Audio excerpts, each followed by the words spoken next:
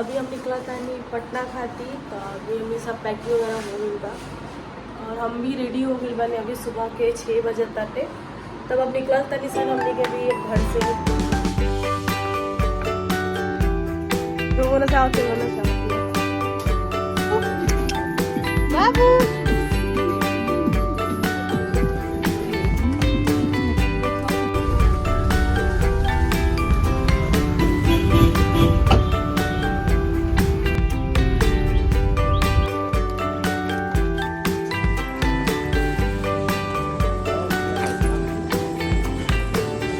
मामी जी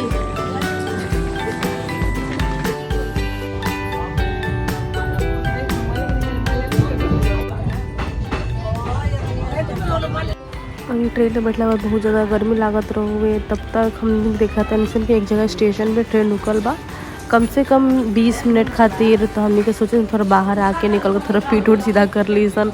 काफ़ी कैसे बहुत देर से बैठला की वजह से बहुत प्रॉब्लम हुई।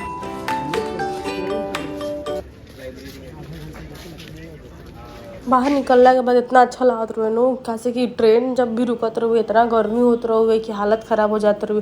फिर ट्रेन में बैठ गई सन और ई बाटे मतलब जौन रास्ता में पड़ेला ना पटना जाए के पहले सबसे बड़ा पुल ऊ हटे।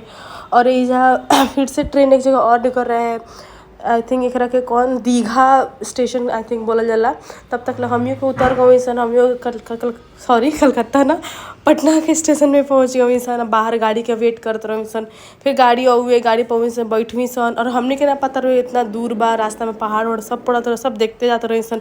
आते आते तो सबसे पहले फ़ोन चार्ज में लगे वैसे बीच में कोनो ब्लॉग नहीं की बने सब क्यों आगे थोड़ा बातचीत होते रहुए।